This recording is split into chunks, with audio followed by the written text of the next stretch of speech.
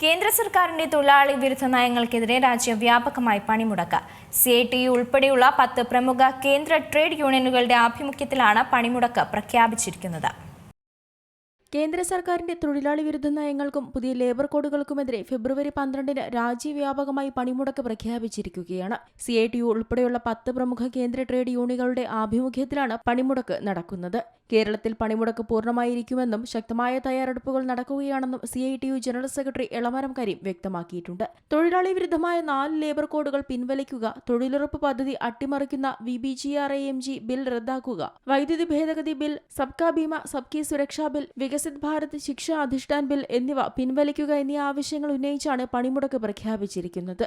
ദേശീയതലത്തിൽ സംയുക്ത കിസാൻ മോർച്ചയടക്കം വിവിധ കർഷക സംഘടനകളുടെ പിന്തുണയോടെയാണ് സമരം നടക്കുന്നത്. ബാങ്ക്, ഇൻഷുറൻസ് ജീവനക്കാർ, പ്രതിരോധ മേഖലയിലെ ജീവനക്കാർ, കേന്ദ്ര സംസ്ഥാന സർക്കാർ ജീവനക്കാർ, അധ്യാപകർ, മഹിളാ, യുവജന, വിദ്യാർത്ഥി സംഘടനകൾ എന്നിവർ പണിമുടക്കിന്റെ ഭാഗമാകും. രാജ്യത്തെ 3000 കേന്ദ്രങ്ങളിൽ CITUവിന്റെ നേതൃത്വത്തിൽ സമരങ്ങൾ സംഘടിപ്പിക്കുമെന്നാണ് വിവരം. പണിമുടക്കിന് മുന്നോടിയായി സംസ്ഥാനതല കൺവെൻഷനുകളും യൂണിറ്റ് യോഗങ്ങളും പൂർത്തിയായി വരികയാണ്.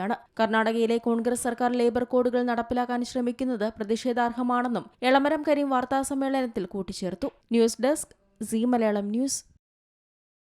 ഏറ്റവും പുതിയ വാർത്തകളും വിശേഷങ്ങളും വിരൽത്തുമ്പിലറിയാൻ സീ മലയാളം ന്യൂസ് എല്ലാ ഡിജിറ്റൽ പ്ലാറ്റ്ഫോമുകളിലും ലഭ്യം.